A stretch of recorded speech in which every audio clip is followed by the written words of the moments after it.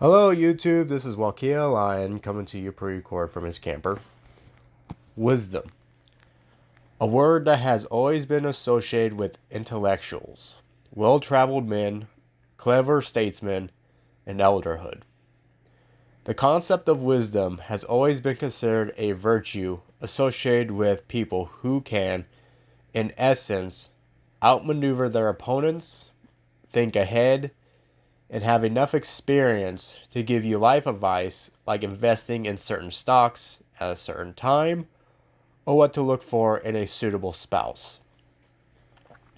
Usually, the wise are associated with some deep perspective of life and its many facets, to which the wise man usually speaks of in parables or gives some saying to instill in their students a piece of their wisdom. What if I told you that these people aren't wise? That their mock wisdom is simply their interpretation of wisdom, and as it has spread, society's concept of wisdom as well. What if I were to tell you that wisdom, rather than an intellectual pursuit, is an emotional tempering? That true wisdom isn't what someone says you ought to do, but that true wisdom is someone listening to what you feel you ought to do and feeling it with you. Think Robin Williams in Good Will Hunting, and you have a clear picture of what I'm talking about. In Chaldeanism, wisdom is used in place of empathy to give a far more holistic umbrella. An umbrella that contains an ecosystem of emotionally related concepts that gives the word wisdom a far more in-depth sense of self-understanding that makes it far harder to misconstrue like it has been in our, others, and past societies before us. Empathy is but a small piece of the water trident that makes up wisdom. A characteristic of the moon, one of the five lords total that govern the realm of water. With the moon represented by Cancer, who is placed in the spirit fork of the trident, it is considered the overall regulator, the overlord that governs the concept of wisdom because it forms the foundation of what wisdom truly is, the ability to reflect. Reflection in this case being the ability to absorb what is being projected onto you, internalize it, and project it back with an equal but tempered measure. This is exactly as stated a retributional act in the sense of if someone is being unpleasant to you or nice to you, you project it back onto them regardless of their reasoning for it. This is tempered by the other lords, in particular Pluto plus Mars, in developing a better understanding of what is being projected onto you and, therefore, developing a more fitting response, but still an act of equal measure to never lose your dignity while dealing with the indignities of others. It can just as much be a supportive act, if not more so, to leave someone for being an abusive alcoholic as it is to try and support them through rehab, to which they go back to time and again.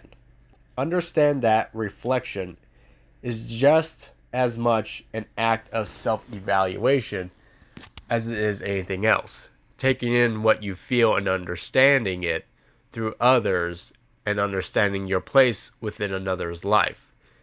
Many times what you feel you want to do and what you feel you should do are not the same thing. Having the emotional courage to understand the difference is key to having wisdom. To be emotionally courageous, one has to be willing to be vulnerable. The emotional touch, or soft touch as I call it, is being willing to connect with people, preferably by a physical touch. As I like to say, words may lie, but the body doesn't. To emotionally connect with another is to be willing to share in each other's emotions, to revel in it, and to go to that place of vulnerability that lies at the heart of a person's emotional world. the foundation of what makes them who they are, and to find what it is that they most desire, what it is that they and you envy the most. To be wise is to reflect on your own envy.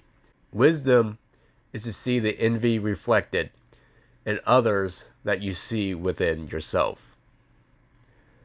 The only way for someone to truly feel the envy of another is through feeling the pain from which it stems from. Pain is a great equalizer in many ways. Being represented by Lord Pluto and Mars in Scorpio, a fixed sign. It is the thing that allows others to emotionally understand through physical, tangible ways where they would otherwise only intellectually understand. A shared experience in pain, the failures, the falls, and the tragedies of one's life, is the only means by which someone's empathy could ever be truly genuine, that their wisdom could be properly applied in any way to another person's emotional state. It's through the mutual sharing of pain and vengeance that respect can be built and maintained, both with a person's internal world and their external world. Mind you, vengeance means an eye for an eye, a need to equalize. It is much the same way as how reflection works, but with a much more forceful personal touch added to it. Think of the scene in Good Will Hunting when Will was mocking Robin Williams' character, and you'll get the gist of it. It's a matter of not allowing oneself to be emotionally dominated, nor to emotionally dominate another. Respect is a necessary part in people being willing to open up to you and for you to open up yourself, not holding back due to fear of rejection and feeling safe that your emotions will be respected in kind. It shows that you are someone who understands boundaries, who acknowledges what is sacred. This is what healthy possessiveness looks like. It's not a matter of control, but a matter of holding dear that which you feel must be protected. This is also where emotional survival can be understood. Sometimes you have to be willing to freeze people out and cut them off for your own safety and well-being, as they themselves become emotional parasites. This is not an inappropriate, as it is simply a natural state of water to do so until something thaws it out. Being able to recognize this in others, as you recognize it in yourself, is a massive key to emotionally communicate with someone with respect. Pain is not something to be avoided. Rather, it is something to hold sacred. The words of wisdom are written in pain. It is only through pain that the answers can be found. Just as it hurts to grow and change, does it hurt to let something go. Wisdom is not to live in pain, but to purge yourself through it, to walk through the journey and feel the lessons that it has to teach as you do so. To be chthonic is to be wise, to know the pain felt and to be at peace with it, not in an accepting way, not in a stoic way, but in a way where you feel thankful for it. In this, pain is power. For what power does fear have over someone who knows pain? And what better teacher than one who doesn't teach from a place of fear? To teach from a place of fear is to teach from a place of control. Control is a characteristic given to Saturn, and as the astrologers know, Saturn's zodiac sign, Capricorn, is in its detriment in the moon and is in its fall in Jupiter. Though it is exalted in Mars, in this context, the need to control pain or to endure it may not be the healthiest way to deal with it in the way that Saturn would deal with it. This is where Jupiter and Neptune and Pisces comes in, and in so many ways more. A mutable sign, Pisces is about exploring the emotional world and trying to convey what it finds through a language that people can understand. It also represents the kind of mindset necessary to endure the pain of Pluto plus Mars and to understand the reflection of the moon more intuitively, if not clearly. Contemplation, meditation, psychedelic exploration, and escapism. These are the methods by which the mind of wisdom can truly understand that which cannot be expressed through empirical value.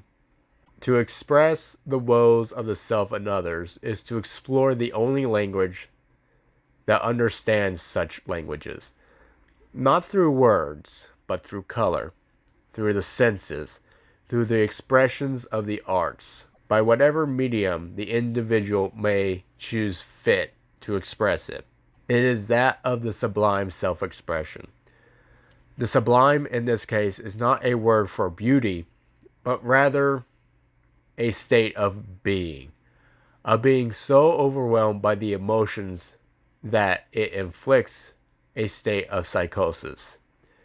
In exploring that psychosis, not only does the individual have the chance to find that which is hidden deep within the self, but is able to protect themselves from the enemies that seek their undoing. It is through the mystic arts that the wise person can gain the insight into themselves that they otherwise could not access. It is by these means that they are able to speak to those who know not how to speak for themselves, who feel too alone to know how to speak to another.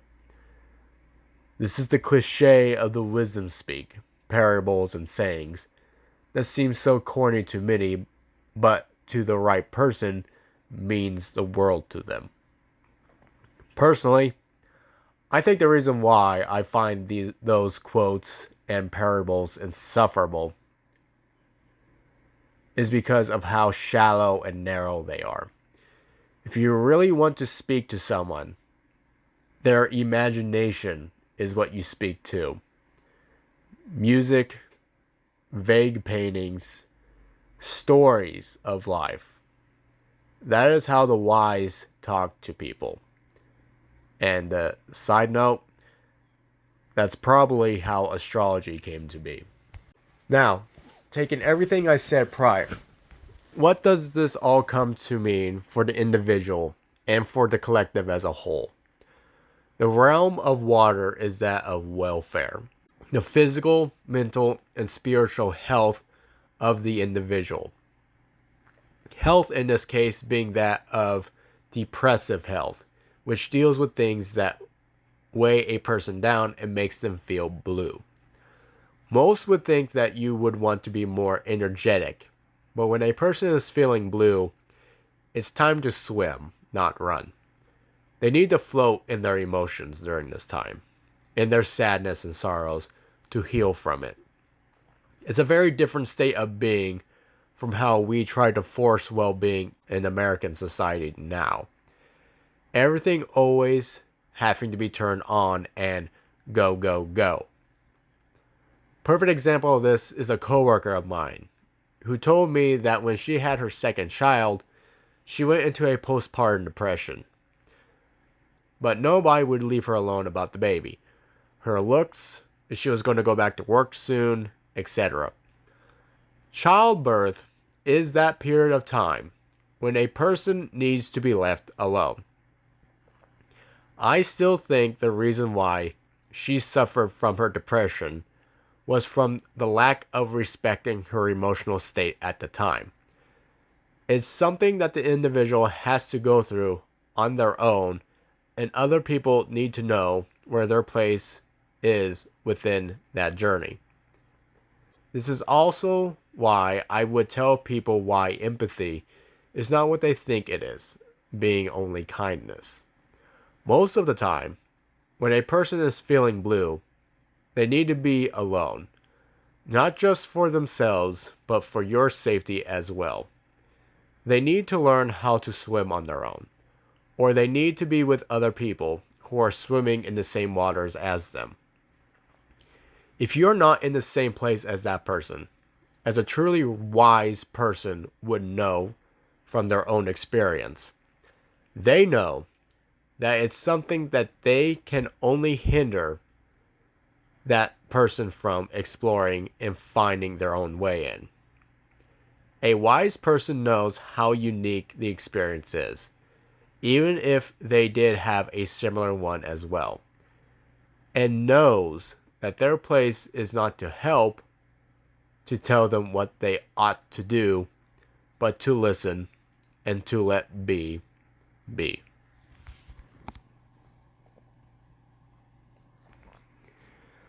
Thank you, dear listener.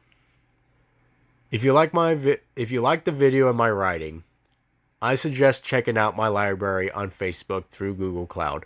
My book Warren is a set of stories placed in the world of Warren and heavily influenced by many different ideas and beliefs that I hold in both high regard and close to my heart.